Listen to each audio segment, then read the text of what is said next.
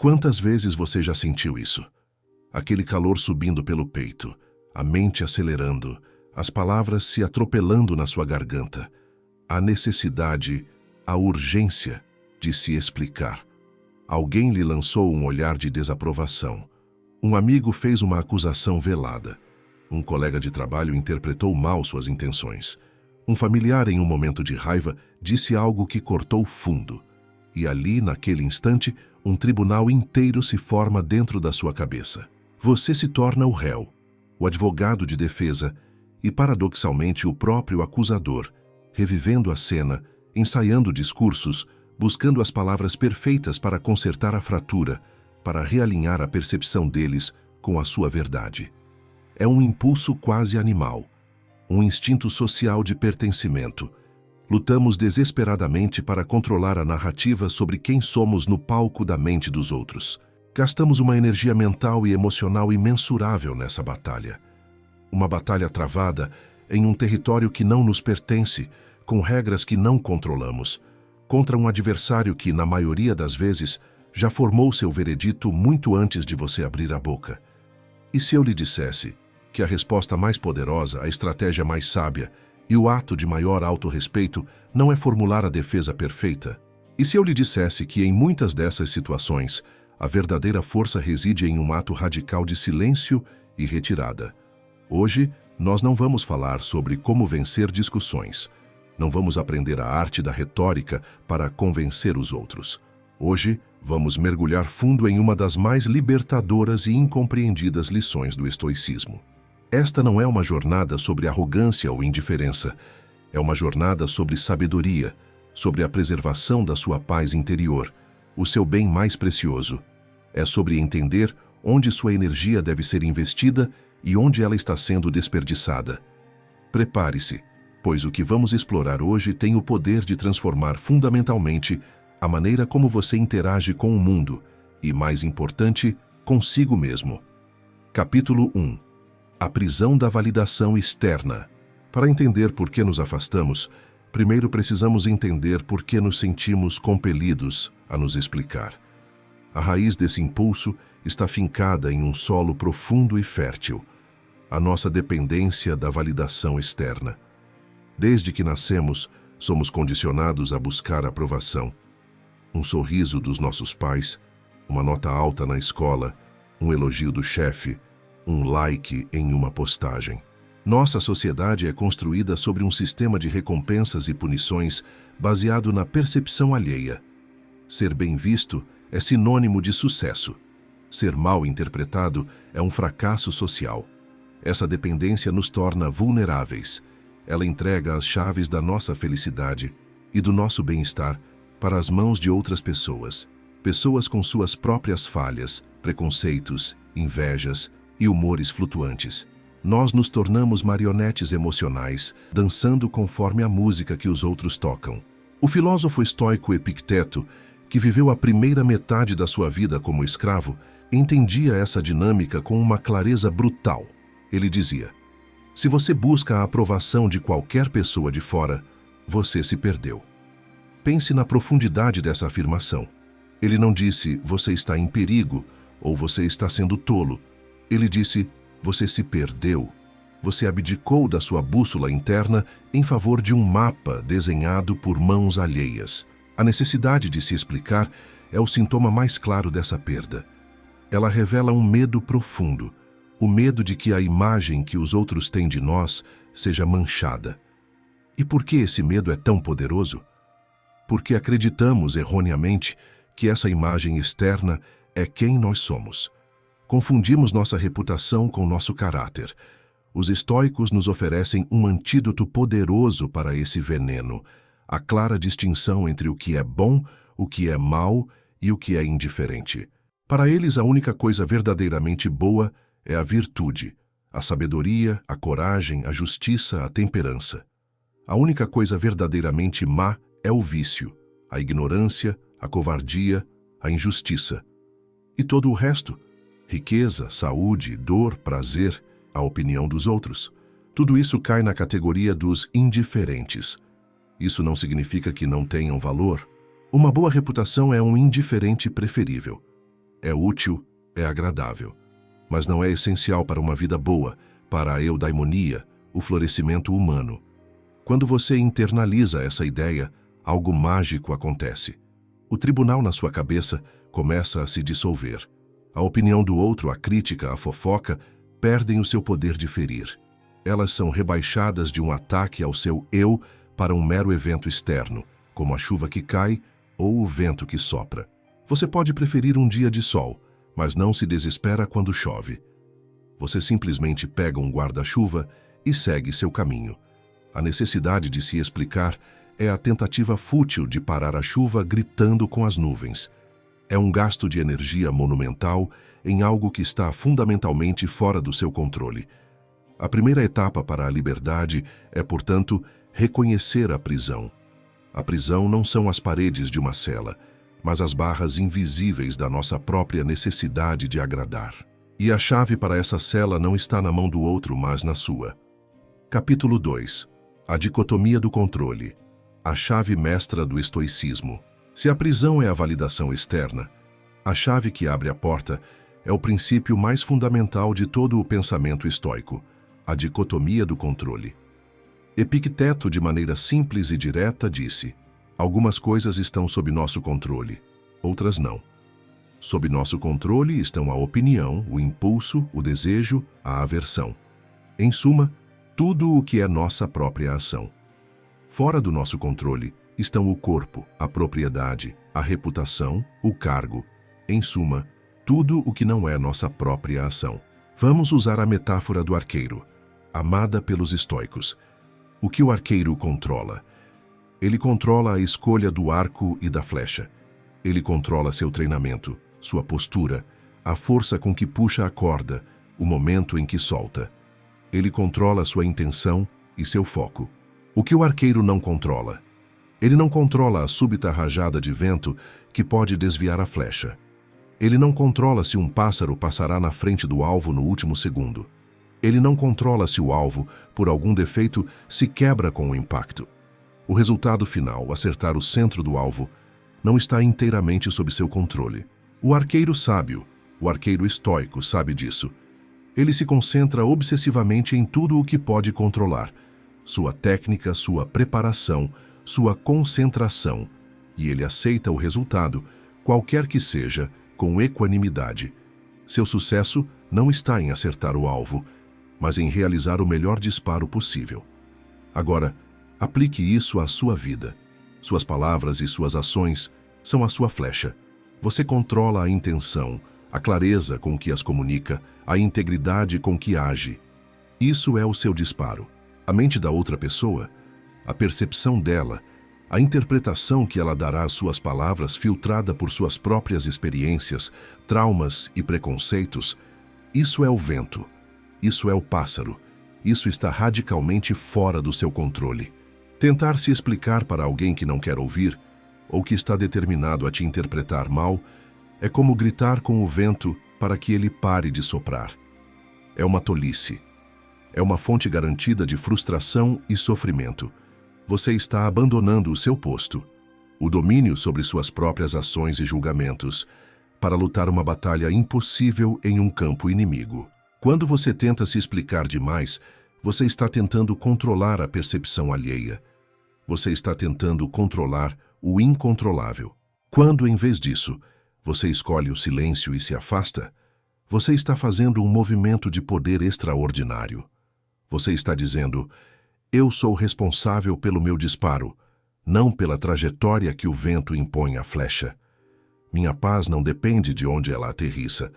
Minha integridade reside na minha intenção e na minha ação, e isso é suficiente. Essa percepção é aterrorizante e libertadora ao mesmo tempo.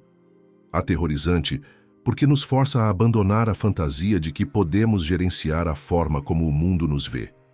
E libertadora porque, ao fazer isso, recuperamos 100% da nossa energia e a redirecionamos para o único lugar onde ela pode, de fato, fazer a diferença: nosso próprio caráter. Não se explicar não é um ato de desistência, é um ato de redirecionamento estratégico da sua força vital para o que verdadeiramente importa. Capítulo 3. O silêncio como escudo e espada. Nossa cultura associa o silêncio à fraqueza, à submissão ou à falta de uma boa resposta. Quem cala consente, diz o ditado popular. O estoicismo nos convida a virar essa noção de cabeça para baixo. O silêncio, quando escolhido deliberadamente, não é um vácuo. É um espaço preenchido com poder. Ele é tanto um escudo quanto uma espada. Primeiro, o silêncio como escudo.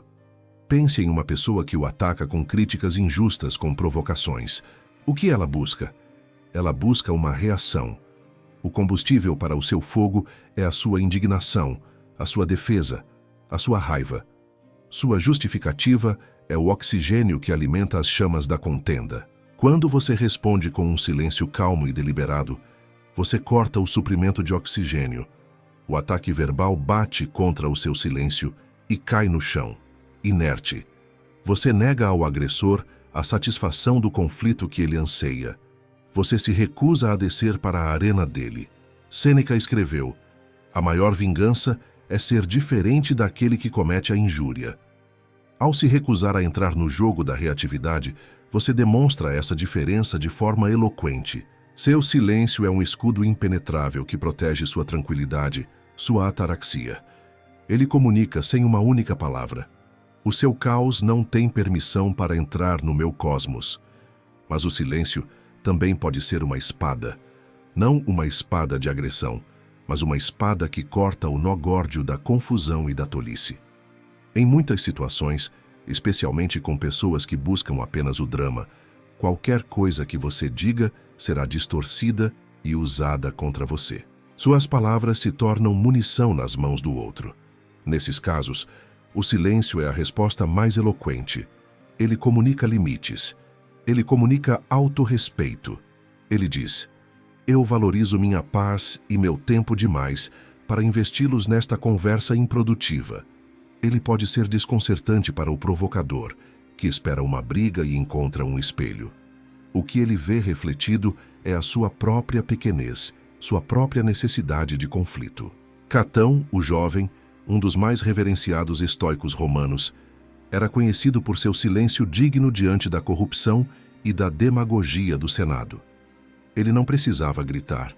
Sua presença silenciosa e sua recusa em participar da baixeza eram, em si, o mais poderoso dos discursos. É crucial, no entanto, distinguir o silêncio estoico do silêncio passivo-agressivo. O silêncio passivo-agressivo é carregado de raiva contida, é uma forma de punição. O silêncio estoico é sereno.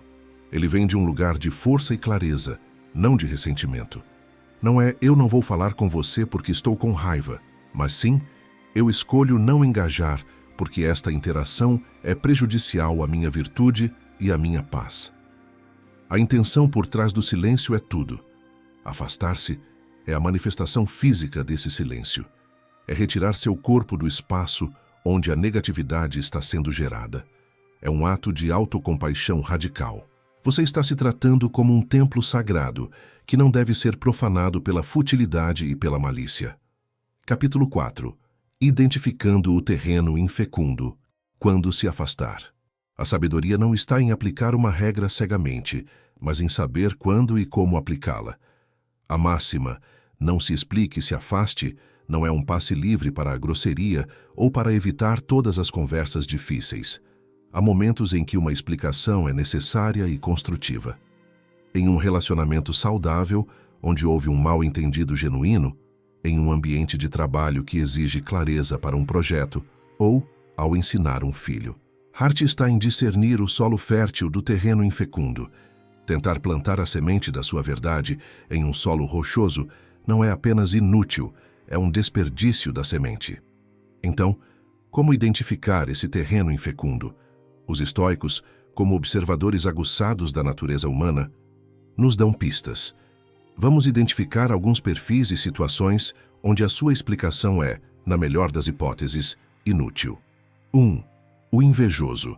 A crítica do invejoso nunca é sobre você. É um espelho da insatisfação dele consigo mesmo. Quando alguém o critica por uma conquista sua, por uma qualidade que você possui, a explicação é inútil. Você não pode explicar a sua felicidade para alguém que se sente miserável. Qualquer tentativa de justificar seu sucesso soará como arrogância aos ouvidos dele. Sua defesa será vista como uma confirmação da injustiça que ele sente. Aqui, suas ações falam mais alto. Continue a viver bem, com humildade e gratidão. Sua vida virtuosa é a única resposta. Afaste-se não com desprezo, mas com uma silenciosa compaixão pela pobreza de espírito dele. 2. O provocador. Essa é a figura que busca o conflito pelo conflito. Ele se alimenta da sua reação emocional. Ele lança iscas, faz afirmações absurdas, distorce suas palavras. O objetivo não é o debate ou a verdade, mas o esporte de desestabilizá-lo. Explicar-se para um provocador é como jogar gasolina no fogo. Você está dando a ele exatamente o que ele quer. A única estratégia vencedora é a fome. Não o alimente com sua energia. Um silêncio sereno, entendo seu ponto de vista e uma retirada elegante o desarmam completamente. Ele fica sozinho no palco, sem plateia e sem coadjuvante. 3. O juiz de caráter fixo. Existem pessoas que já decidiram quem você é. Elas o colocaram em uma caixa mental e selaram a tampa. Talvez por causa de um erro seu do passado, ou simplesmente por preconceito. Para essa pessoa, qualquer coisa que você faça ou diga será interpretada através do filtro da narrativa que ela já criou. Se ela decidiu que você é egoísta, um ato de generosidade seu será visto como interesseiro. Se ela decidiu que você é incompetente, seu sucesso será atribuído à sorte. Tentar se explicar para essa pessoa é como tentar convencer uma parede a se mover. É exaustivo e infrutífero.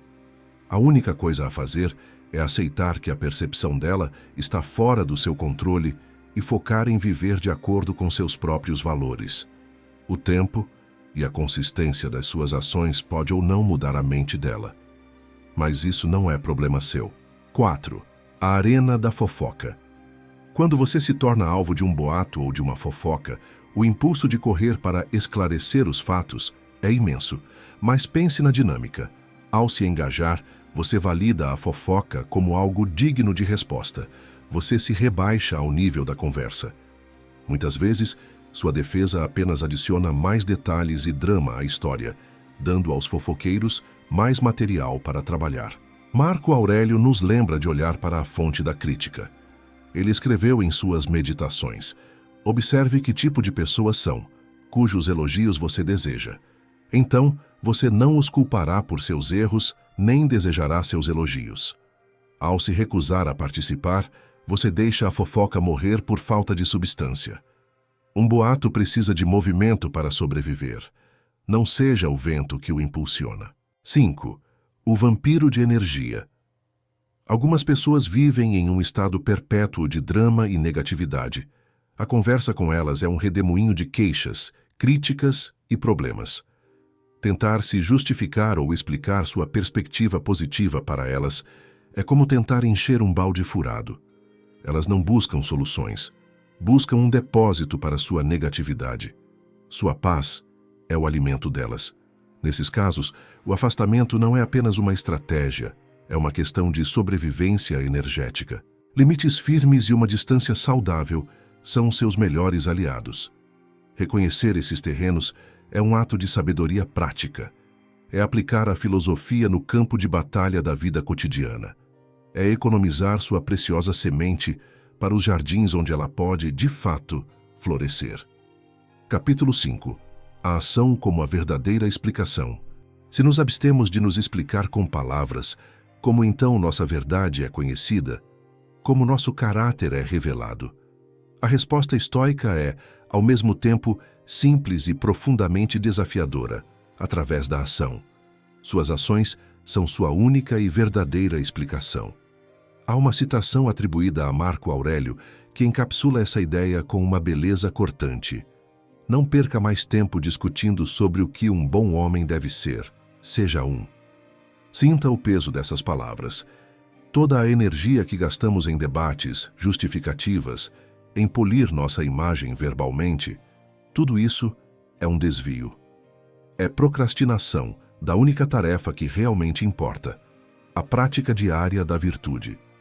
Sua integridade não é provada em uma discussão acalorada, mas nas centenas de pequenas decisões que você toma todos os dias quando ninguém está olhando.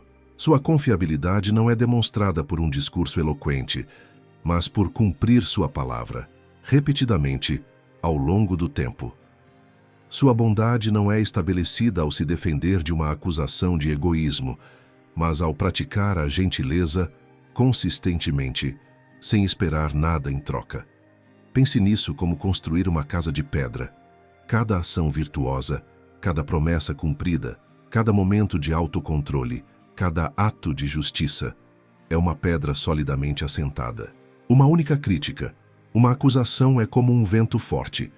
Se sua casa for feita de palha, de palavras, de explicações, de reputação frágil, ela desmoronará.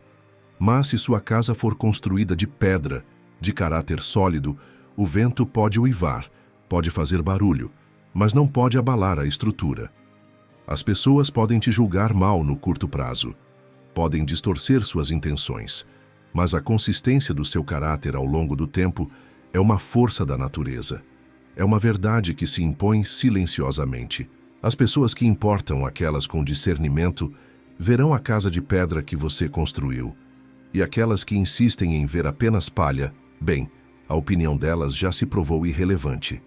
Sêneca aconselhava seu amigo Lucílio: prefira ter o seu próprio respeito ao dos outros. Isso significa que o seu foco deve estar em alinhar suas ações com seus valores mais profundos, não em alinhar a percepção dos outros com suas ações. O primeiro está sob seu controle, o segundo não. Portanto, da próxima vez que sentir a urgência de se explicar, pare, respire e pergunte a si mesmo: qual ação, neste momento, estaria alinhada com a pessoa que eu aspiro ser? Talvez a ação seja um silêncio digno. Talvez seja continuar seu trabalho com excelência. Talvez seja oferecer ajuda a alguém, mesmo aquele que o criticou. Deixe seu caráter ser seu argumento. Deixe suas ações serem sua apologética. Com o tempo, a verdade da sua maneira de ser se tornará autoevidente para todos que tiverem olhos para ver. E para os que não têm, nenhuma explicação jamais será suficiente. Você não se explica com a boca. Você se revela com a vida que vive. Capítulo 6. O prêmio final. Ataraxia e a soberania interior. E qual é a recompensa por essa disciplina rigorosa, por essa escolha muitas vezes difícil de se afastar em vez de lutar? A recompensa não é vencer a discussão. Não é provar que você estava certo. Não é sequer mudar a opinião dos outros. A recompensa é algo infinitamente mais valioso. É um estado que os gregos chamavam de ataraxia. A tranquilidade da alma, a imperturbabilidade. Um estado de serenidade robusta, livre da turbulência das emoções violentas. Não é uma apatia fria, mas uma paz profunda que vem do entendimento do que realmente importa e do que é mero ruído. Cada vez que você escolhe não se explicar diante da provocação, você está defendendo sua ataraxia. Cada vez que você se afasta de um conflito inútil, você está fortalecendo as muralhas da sua cidadela interior, como os estoicos gostavam de chamar a mente. Pense no alívio, na leveza. Imagine soltar aquela corda de cabo de guerra que você estava puxando contra a opinião alheia. A energia que era gasta em ansiedade, em ensaiar argumentos, em ruminar sobre injustiças, agora está livre. Livre para ser investida em seus projetos, em seus relacionamentos saudáveis, em seu crescimento pessoal, em apreciar a beleza simples de um momento presente. Afastar-se não é fugir. É um ato de reivindicação. Você está reivindicando a soberania sobre seu próprio estado emocional. Você está declarando que sua paz não é negociável, que sua felicidade não será refém do humor, do preconceito ou da incompreensão de ninguém. Marco Aurélio, o imperador filósofo, o homem mais poderoso do mundo em seu tempo, que lidava diariamente com intrigas, traições e críticas, escreveu para si mesmo, não para nós: você tem poder sobre sua mente, não sobre eventos externos. Perceba isso e você encontrará a força. A prática de não se explicar, se afastar, é a manifestação diária dessa percepção. É um treinamento contínuo para o músculo da sua resiliência. No começo será difícil. O ego vai gritar. O hábito social vai puxá-lo de volta para a briga. Mas a cada vez que você escolhe a paz em vez da razão, a serenidade em vez da validação, você se torna mais forte.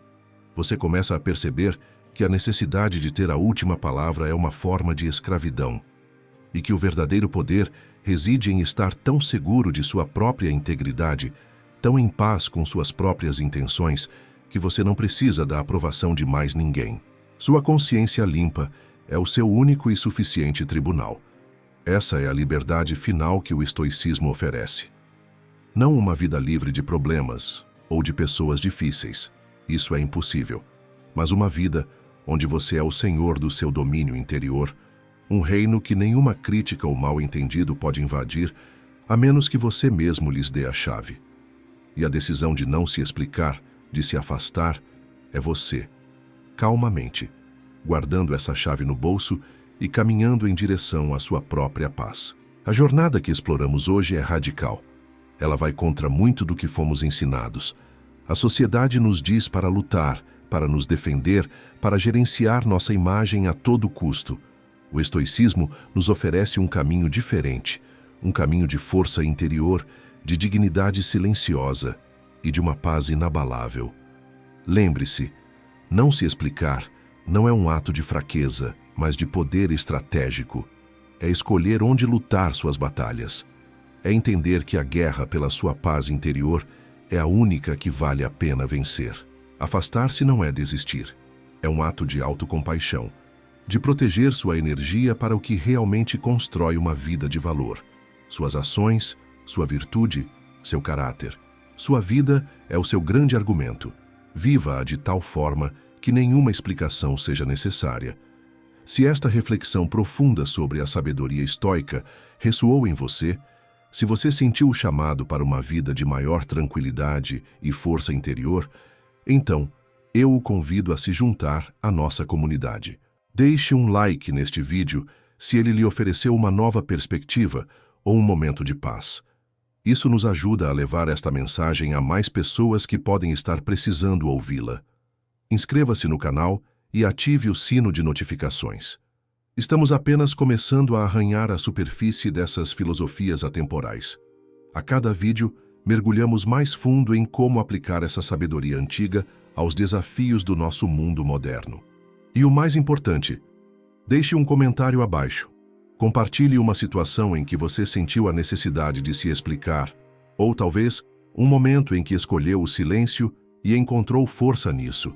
Suas histórias enriquecem nossa comunidade e nos lembram que não estamos sozinhos nesta jornada. Obrigado por dedicar seu tempo e sua atenção. Lembre-se, a paz que você busca está dentro do seu controle.